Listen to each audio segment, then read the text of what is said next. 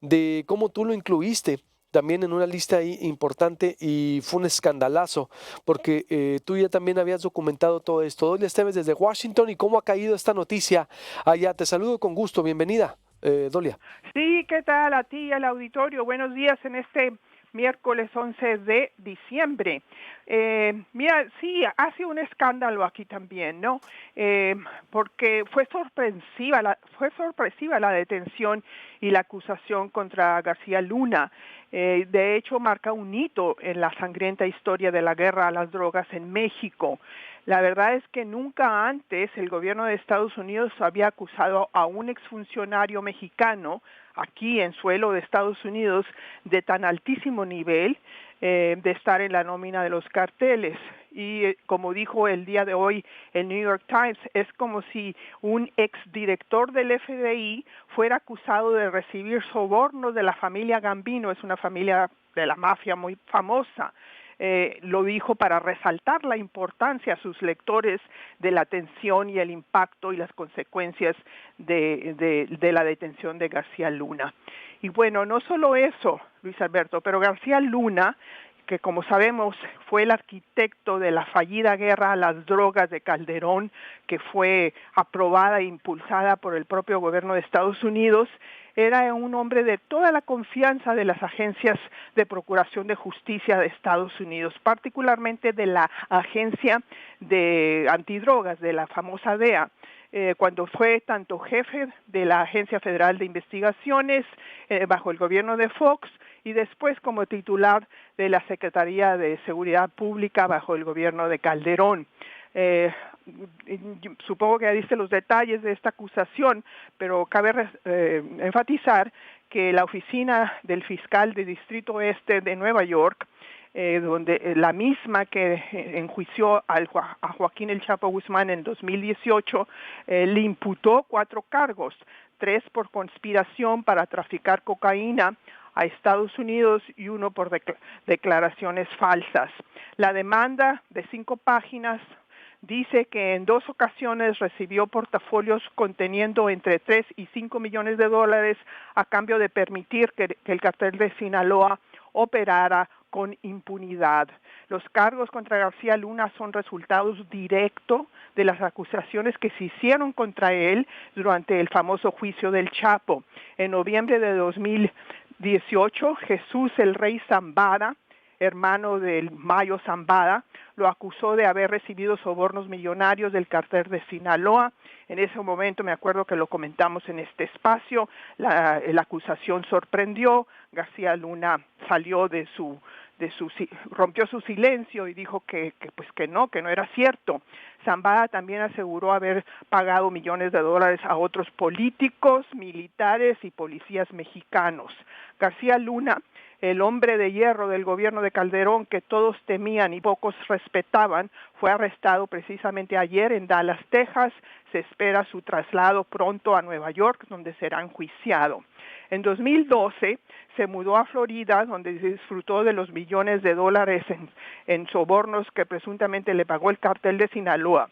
Los fiscales dijeron que obtuvieron registros bancarios y financieros que muestran una enorme riqueza personal inconsistente con el sueldo de un servidor público en México. En 2018 solicitó la ciudadanía estadounidense, imagínate nomás, pero según la acusación mintió al no dar a conocer sus acciones delictivas. Si es hallado culpable, puede recibir entre 10 años de cárcel y cadena perpetua. Su condena, pues sobra decirlo, va a dejar una marca negra, de hecho ya la dejó, en el legado de Fox y Calderón. En diciembre de 2013, como dices, Luis Alberto, yo publiqué en la revista Forbes en inglés un artículo titulado Los 10 mexicanos más corruptos de 2013. García Luna ocupaba el 4º lugar en ese listado, después de Gordillo, Romero de Champs y Raúl Salinas de Gortari. En el artículo en Forbes dije que su gestión al frente de la Secretaría de Seguridad Pública estuvo marcada por por el derroche y el uso de dinero público para promocionarse en Estados Unidos. Aquí venía seguido a Washington, a Nueva York, y se promocionaba, traía su libro, venía con una comitiva de 10 personas, periodistas incluidos, y bueno, era un verdadero espectáculo. Con base en la investigación de la periodista Anabel Hernández, yo señalé en Forbes que protegía a El Chapo Guzmán y que en 2012 fue implicado por el propio Edgar La Barbie Valdés Villarreal de haber recibido dinero de sobornos. También que se le relacionaba con la tortura y violaciones a los derechos humanos en México. Aclaré en la revista Forbes que hasta donde se sabía no era investigado en Estados Unidos. Indignado, García Luna envió una carta de 2 páginas a Steve Forbes, el editor en jefe de la revista, acusándome de hacer juicios de valor que no corresponden a la realidad. Hizo alusión a campañas de desprestigio y desinformación debido a su inquebrantable compromiso con el combate a los carteles. A manera de probar su integridad, adujo a una serie de condecoraciones y reconocimientos que recibió de la DEA, el FBI, la Interpol y los gobiernos de Colombia y España. García Luna siempre negó estar coludido con el narcotráfico.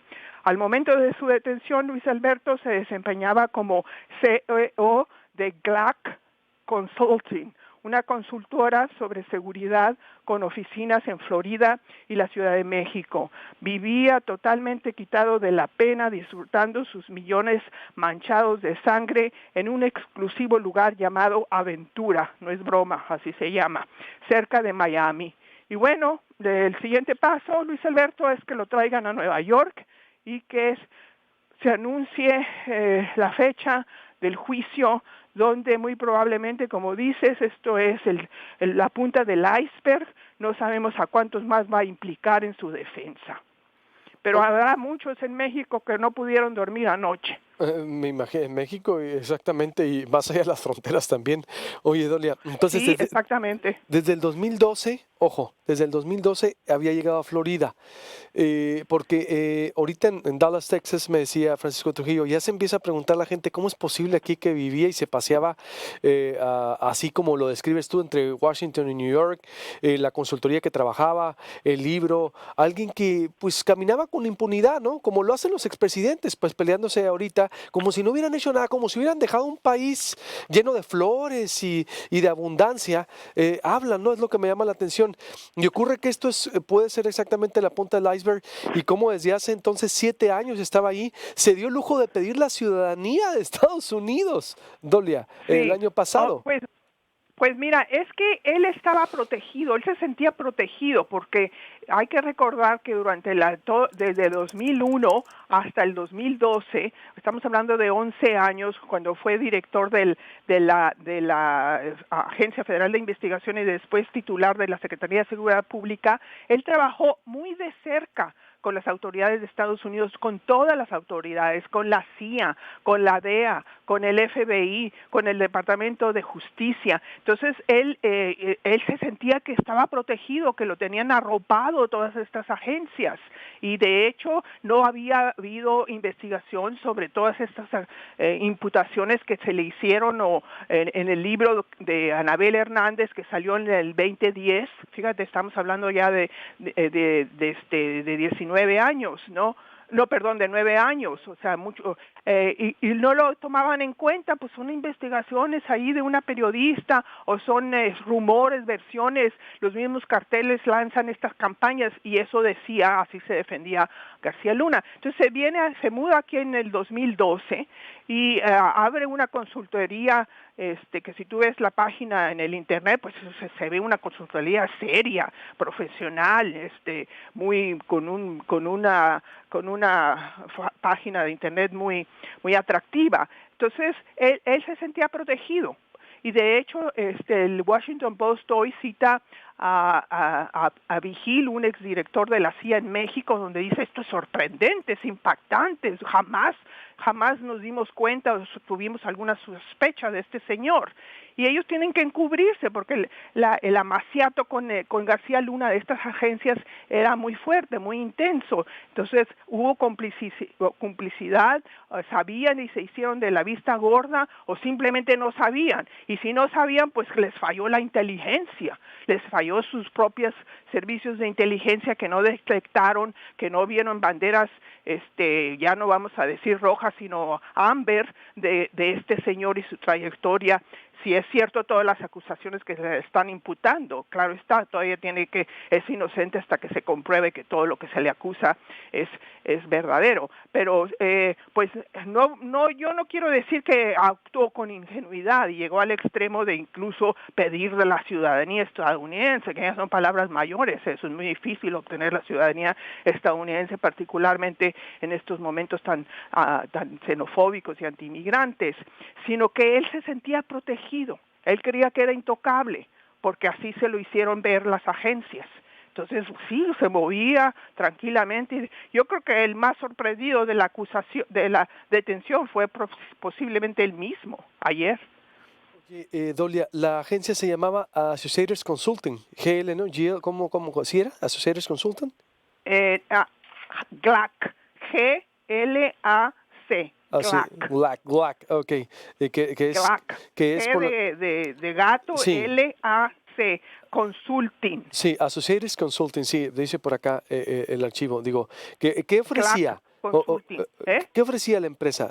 Me aparece por acá en Aristegui Noticias que ofrecía crear infraestructura de telecomunicaciones, plataformas de sistemas y bases de datos. ¿Sí?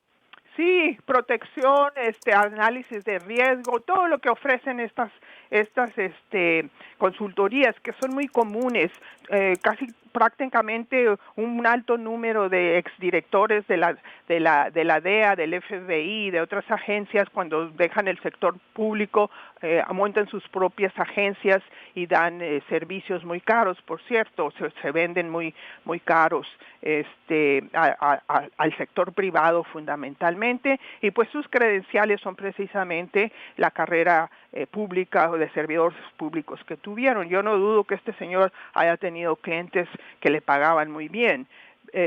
Creo, Dolia. Sí, en Florida, en un lugar que se llama, donde vive, Aventura. Ahí está la dirección y tiene oficinas en México. Creo que el año pasado el propio García Luna fue invitado como CEO de GLAC a dar una conferencia.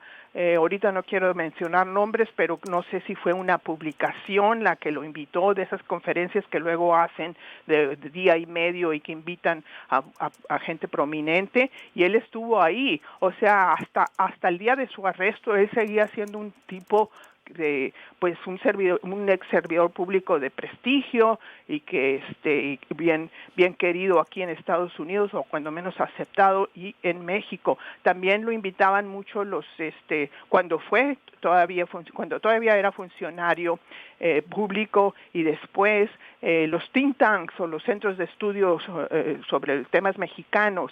En diciembre pasado, esto lo puse yo ayer en Twitter, lo invitó la Universidad Rice de Houston a dar una conferencia, o mejor dicho, a presentar su libro. Presentó él un libro y dio recomendaciones. Ya había ganado el presidente López Obrador las elecciones y dio ahí sus recomendaciones de cómo podía el presidente